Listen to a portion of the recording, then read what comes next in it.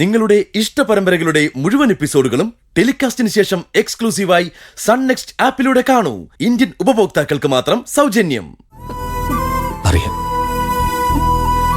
ആ വിശ്വാസത്തിൽ എവിടെ കഴിയുന്നത്.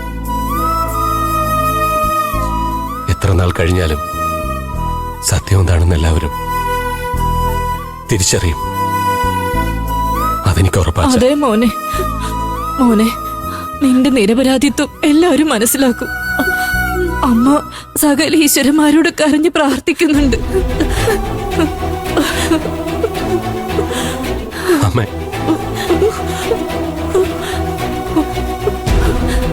രഘുവേട്ടൻ ഇവിടുന്ന് പോകുമ്പോ എന്നോടൊരു വാക്ക് പറഞ്ഞിരുന്നു. രഘുവേട്ടനത് പാലിക്ക് വെച്ച. അതിനുവേണ്ടി അവർ രണ്ടുപേരും നന്നായി കഷ്ടപ്പെടുന്നുണ്ട്. പിന്നെ അവർക്കെന്തൊക്കെയോ തെളിവുകൾ കിട്ടിയിട്ടുണ്ടെന്നാ തോന്നേ. ഹേമൻ തന്നെ വന്ന് കണ്ടിരുന്നു. ആ ഫോണിന്റെ കാര്യമല്ലേ, അതൊന്ന് എത്രയും പെട്ടെന്ന് കിട്ടിയാൽ മതിയായിരുന്നു. അതെ, അത് കിട്ടും മോനെ. ഇപ്പൊ ഞങ്ങളെ പോലെ നീ തെറ്റ് ചെയ്തിട്ടില്ലെന്ന് വിശ്വസിക്കുന്ന മറ്റു ചിലരുണ്ട്. അത് തന്നെ ഭാഗ്യം. മഞ്ചാടിക്ക് ഇപ്പോഴും ഏട്ടനെ വിശ്വാസമായിട്ടില്ല. നിങ്ങളാരും അവളെ തെറ്റിദ്ധരിക്കരുത്. അവളൊരു പാവമാണ്.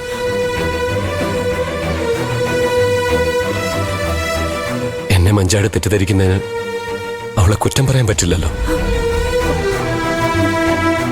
അങ്ങനെ ആയിരുന്നില്ല ഞാൻ.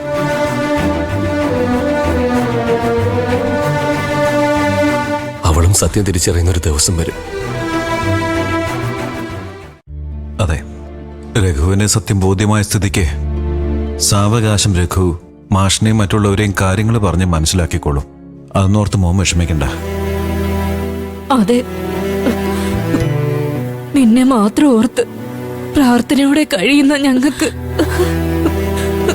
നിന്നെ തിരിച്ചു വേണം.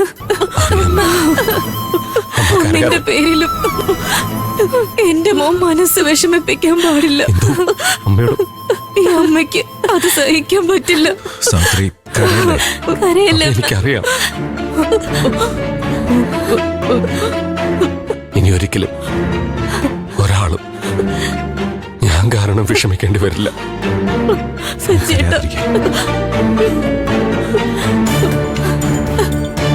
അച്ഛാ, അമ്മേനെ ഇതുവരെയും കൂട്ടി അച്ഛൻ പൊയ്ക്കോ.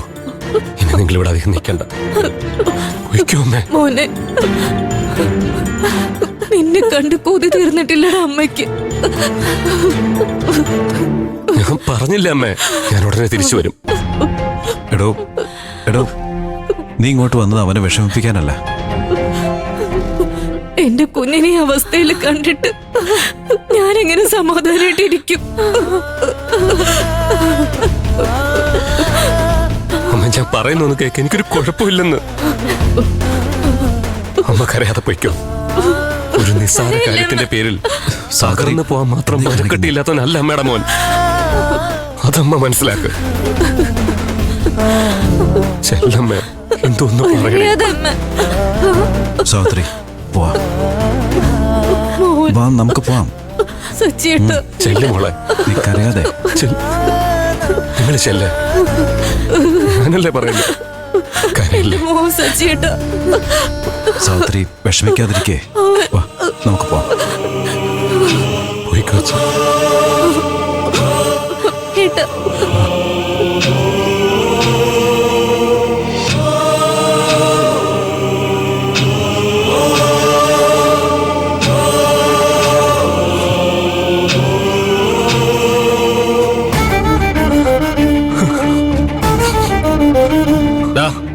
സമയം കഴിയുവാ.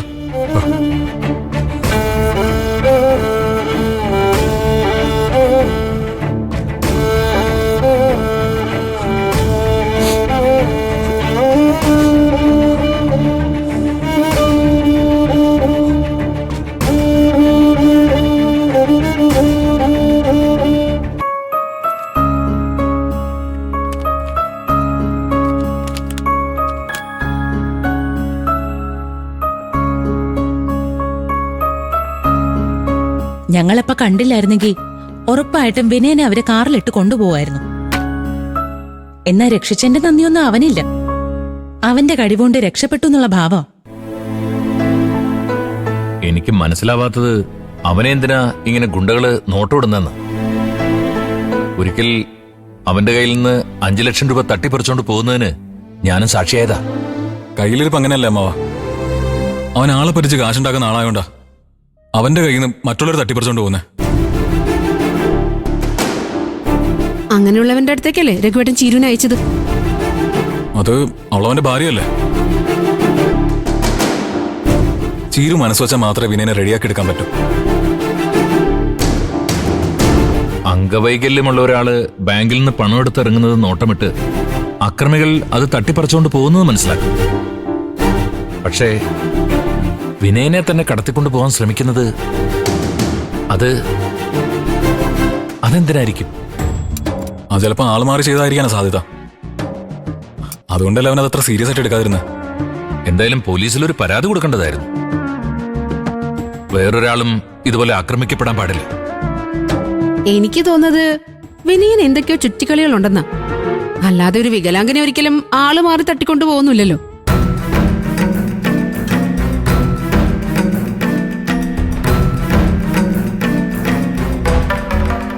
പാവം എന്റെ ചീരുമോള്. അവിടെ ചെന്നിട്ട് ഇനി അവൾ എന്തൊക്കെ അനുഭവിക്കേണ്ടി വരുമെന്തോ. ഇനി അതിനൊക്കെ നീ കൂടെ മറുപടി പറയണു. ചീരുവിന് അവിടെ ഒരു കുഴപ്പമുണ്ടാവില്ലേ ചേച്ചി? അവിടെ വിനയന്റെ അമ്മയും അമ്മാവനൊക്കെ ഇല്ലേ? അവർക്ക് ചീരു ചെന്ന് വലിയ സന്തോഷായി. അത് പിന്നെ സന്തോഷാവില്ലേ? കുഞ്ഞുങ്ങളെ നോക്കാനും അവരെ നോക്കാനും ഒരാളെ കിട്ടിയില്ലേ? മോളെ, ബാലന്റെ അവസ്ഥ എന്താ? അയാൾ ഇതുവരെ കോഴിക്കോട് നിന്ന് വന്നില്ലേ? ആ, ഇടയ്ക്ക് ഒരു ദിവസം വന്നിട്ട് പോയത്രേ. ബാലനങ്കിള് സ്വന്തം അമ്മയെ പോലെ കരുതുന്ന ചേച്ചിയാ ഇപ്പൊ കിടപ്പിലായത്. അവർക്ക് ഒരു മകളല്ലാതെ വേറെ ആരും ഇല്ല. ഈ ഒരു അവസ്ഥയില് ചീരു അവിടെ ഉണ്ടാവേണ്ടത് ഒരു ആവശ്യം തന്നെ. എന്തായാലും നോക്കാം. വിനയന് അവളുടെ കാര്യത്തിൽ താല്പര്യക്കുറവൊന്നുമില്ലാത്ത സ്ഥിതിക്ക് ഒത്തുപോകുന്നെങ്കിൽ ഒത്തുപോട്ടെ. നീ മഞ്ചാടി ഒന്ന് കാണണമെന്ന് പറഞ്ഞിട്ട് കണ്ടായിരുന്നു മോളെ? കണ്ടു വച്ചാ. ഞാൻ ആദ്യം വിളിച്ചു പറഞ്ഞുകൊണ്ട് അവളവിടെ വെയിറ്റ് ചെയ്യുന്നുണ്ടായിരുന്നു. അവൾക്കവിടെ വേറെ പ്രശ്നങ്ങളൊന്നുമില്ലല്ലോ? പഠിത്തമൊക്കെ നന്നായിട്ട് നടക്കുന്നില്ലേ? ആ, അവളവിടെ ഹാപ്പിയാ. ടെൻഷൻ നമുക്കാണല്ലോ. അതെന്താ? അവള് നന്നായിട്ട് പോകുന്നുണ്ടെങ്കിൽ പിന്നെ നമുക്കെന്തിനാ ടെൻഷൻ? ആ, അത് ഒരിക്കലും ഒരു ആപത്തിൽ വീണതല്ലേ അച്ഛാ. അവള് ചുറ്റുമുള്ളവരെയൊക്കെ മനസ്സിലാക്കി മുന്നോട്ട് പോയാ കുഴപ്പമൊന്നുമില്ല. ഒരനുഭവം കൊണ്ട് പഠിക്കാനുള്ള ബുദ്ധിയൊക്കെ അവൾക്കില്ലേ അനു? ഇനി മഞ്ചാടിക്ക് ഒരു തെറ്റും സംഭവിക്കില്ലെന്നാ എന്റെ വിശ്വാസം. അച്ഛന് വിശ്വാസം ഉണ്ടെങ്കിൽ പിന്നെന്താ? ഞാൻ എന്റെ ഒരു ടെൻഷൻ പറഞ്ഞതാ അച്ഛാ. നിനക്ക് അവളെ കണ്ടപ്പോ എന്തെങ്കിലും കുഴപ്പമുള്ളതായിട്ട് തോന്നിയോ അനു? എന്തെങ്കിലും ഉണ്ടെങ്കിൽ തുറന്നു പറ. ഏയ്, അങ്ങനെയൊന്നും തോന്നിയില്ല. തോന്നിയാ അപ്പൊ തന്നെ ഞാനത് തിരുത്തില്ലേ. അതൊന്നും വേണ്ടി വന്നില്ല. അപ്പൊ പിന്നെ കുഴപ്പമൊന്നുമില്ല. ആ, അതുപോട്ടെ. അവിടെ വരെ പോയിട്ട് നീ ഇന്ദ്രനെ അവന്റെ വീട്ടുകാരോ വഴി പോലും കണ്ടില്ലേ?